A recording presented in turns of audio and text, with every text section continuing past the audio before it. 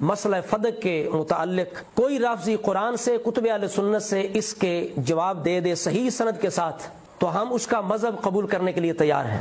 کہ لوگوں کا یہ دعویٰ ہے کہ رسول اللہ نے اپنی حیات میں باغ فدق کو سیدہ کائنات کو دے دیا تھا، مالک بنا دیا تھا، ہبہ کر دیا تھا۔ یہ پہلا سوال ہے۔ یہ آپ کی کتاب ابو الفدا کے صفحہ نمبر 201 سے میں آپ کی خدمت میں پڑھ رہا ہوں۔ یہ جلد 1 ہے، اس میں لکھا ہے وَكَانَتْ فَدَقَ خَالِصَةً لِرَسُولِ اللَّهِ، فدق کی جاگیر خالصتاً رسول اللہ کی تھی، اور رسول پاک نے اس جاگیر کو اپنی بیٹی کے نام ہبہ کیا۔ جناب فاطمہ سلام اللہ علیہا کو کوئی غلط فہمی نہیں ہوئی کہ اگر فدق سیدہ کائنات کو بطور وراثت نہیں ملا تو حق تو ازواج مطہرات کا بھی تھا نا۔ صرف سیدہ کائنات نے مطالبہ نہیں کیا، ازواج مطہرات نے بھی مطالبہ کیا ہے۔ جس طرح بخاری شریف کی حدیث ہے 4034 بخاری کی حدیث کے اندر یہ موجود ہے کہ ازواج مطہرات نے بھی مطالبہ کیا، ان کا بھی حق تھا فدق کے اندر۔ اگر وراثت بنتا تو صرف بیٹی کی بننا تھا یا کہ ازواج کو بھی اس سے حصہ ملنا تھا؟ بحوالہ روضۃ الصفا معارج النبوہ رکن چہارم باب دہم صفحہ 228 جلد اول، فتاوی عزیزی مطبوعہ کراچی، فتاوی عبدالعزیز دہلوی مطبوعہ مجتبائی دہلی۔ یہ معتبر کتابوں کے حوالے سے جناب سیدہ نے اپنے بابا کے دست مبارک کی تحریر پیش کی۔ بسم اللہ۔ اب وہ تحریر سنیں۔ جناب محمد مصطفیٰ صلی اللہ علیہ وآلہ وسلم بیٹی کو تحریر لکھ کے دے رہے ہیں۔ وقفہ محمد ابن عبداللہ وقف کرتا ہے۔ کون؟ بن عبد المطلب بن ہاشم بن عبد مناف۔ یعنی دیکھیے یہ کس طرح سے محکمہ مال کی لینگویج استعمال ہو رہی ہے۔ رسول نہیں کہہ رہے، محمد ابن عبداللہ بن عبد المطلب بن ہاشم بن عبد مناف وقفہ ہاذہ القریۃ المعلومہ یعنی الفدق۔ حضرت محمد وقف کر رہے ہیں یہ گاؤں، یہ بستی جو سب کو معلوم ہے، جس کو فدق کہتے ہیں، محمد وقف کر رہے ہیں بے حدودہا، اپنی پوری حدود کے ساتھ یہ بستی محمد وقف کر رہے ہیں۔ علی فاطمہ فاطمہ کے اوپر وقف کر رہے ہیں۔ وقفاً محرماً علی غیرہا معبداً علیہا۔ حضرت محمد باغ فدق، یہ فدق کی جاگیر وقف کر رہے ہیں اپنی بیٹی فاطمہ کے لیے۔ وقفاً محرماً علی غیرہا، یہ ایسا وقف ہے کہ اس کے غیر پر حرام ہے۔ تیسرا سوال ہمارا یہ ہے کہ اگر ابو بکر صدیق نے فدق کو بطور وراثت نہیں دیا تو کیا جو حصہ انہیں رسول اللہ کی طرف سے ملتا تھا سیدہ کائنات کو، ازواج مطہرات کو، دیگر حضور کے خاندان کو، کیا ابو بکر صدیق نے وہ بھی روک لیا، ان کا خرچ بھی نہیں دیا؟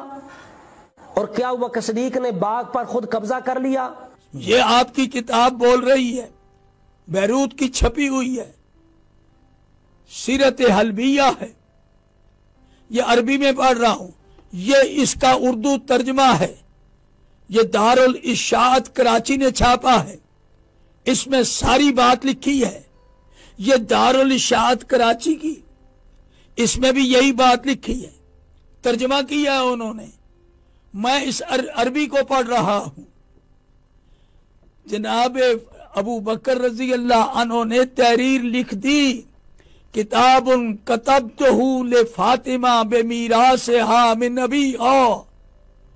हजरत उमर पूछते हैं क्या है, तो कहने लगे ये तारीर है जो मैंने फातिमा के लिखी है, उसके अब्बा जान की तरफ से जो मीरास की वो मालिका है, वो मीरास की मैं सनद दे रहा हूं। फकाल मिम्मा, अब हजरत उमर कहने लगे फकाला मिम्माजा तुनफिकु अलल मुस्लिमीना वक़द हरबतुकल अरब कमा तरा। सुम्मा अक़ज़ा उमर इब्न अल खत्ताब किताबहु फशक्कहु शक्कतन। हजरत उमर रजी अल्लाह अन्हु ने झपट कर वो वसीका ले लिया, वो दस्तावेज जो हजरत अबू बकर ने लिखी थी वो छीन ली और उसको कहा हजरत अबू बकर को कि कल तुम मुसलमानों के साथ ये मुसलमानों के फौजों को क्या दोगे, तुम इस तरह से अगर तुमने सखावत की तो हमारी फौजों को कौन राशन देगा, फौजों की जरूरियात कौन पूरा करेगा। ये उन्होंने फौजों का जिक्र किया है। मिम्माजा तुनफिको, कहां से तुम खर्च करोगे, अलल मुस्लिमीन, मुसलमानों के खर्चे कहां से पूरे करोगे, जब तुम्हारे साथ मुसलमान काफिरों की जंगें होंगी, इन जंगों में जंगों के अखराज कहां से पूरे करोगे, कहां से पैसा लाओगे। ये हजरत उमर रजी अल्लाह अन्हो हजरत अबू बकर से कह रहे, हजूर ये मेरी किताब नहीं, ये आपकी किताब है, ये आपका तर्जमा उर्दू का ये भी इसमें दिया हुआ है, ये साफ लफ्जों में इसमें दिया हुआ है कि जनाब हजरत अबू बकर रजी अल्लाह अन्हु ने जब इनकी वसीका लिख के दे दिया तो उस वक्त हजरत उमर ने लेके उसको फाड़ दिया और ये कहा कि तुम कहां से अदा करोगे फौजों के अखराजात। ये फतहुल बारी है, कदीमी कुतुब खाना, मुकाबिल आराम बाग, जिल्द नंबर 6, सफा नंबर 250। उसमें लिखा है इन्नमा अक्ता उस्मान फदक अल मरवान, वो ही फदक अपने दौरे खिलाफत में हजरत उस्मान तीसरे खलीफे ने अपने दामाद चचा के बेटे मरवान को दे दिया।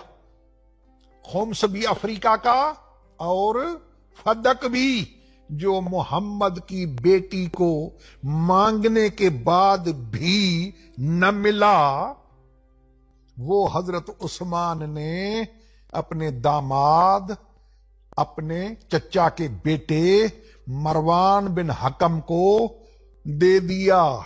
ये फदक की कहानी का अली मुतशर खुदा का अपनी खिलाफत आई। अब तो उन पर यह फर्ज बनता था ना कि सईदा ज़हरा तो दुनिया से विसाल फरमा गई, लेकिन उनकी औलाद तो थी ना।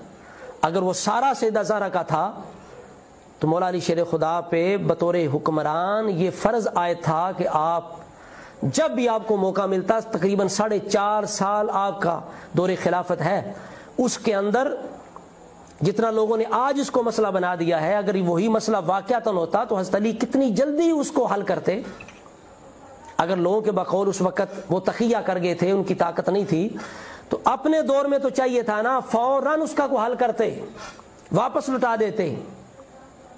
तो क्या अली मुतशर खुदा ने वो फदक वापस लुटाया औलाद फातिमा ज़हरा को या खानदान बनु हाशिम को? तो इसका जो सबसे अहम जवाब ही है वो ये है कि मौला अमीरुल मोमिनीन के लिए उस पर जो हालात चल रहे थे उनमें किसी भी एतबार से इसको वापस लेना मुमकिन नहीं था, और न उनके बाद इमाम हसन अलैहिस्सलाम के लिए मुमकिन था कि वो फिदक को वापस ले सकें।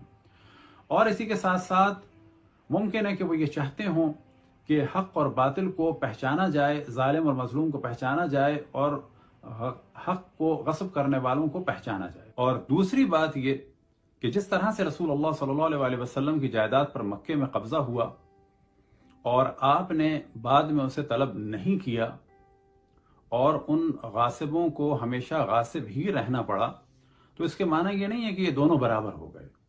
اور اگر کوئی اپنا حق نہیں لیتا بعض مشکلات کی وجہ سے، تو یہ چیز کہ جن لوگوں نے قبضہ کیا اس کو آپ اس چیز کے ذریعے سے جسٹیفائی نہیں کر سکتے۔ تو ایک موضوع یہ ہے کہ حالات اتنے خراب تھے کہ مولا امیر المومنین کے لیے ممکن نہیں تھا۔ دوسری بات یہ کہ یہ حق و باطل کا موضوع وہ زندہ رکھنا چاہتے تھے تاکہ جناب سیدہ کی مظلومیت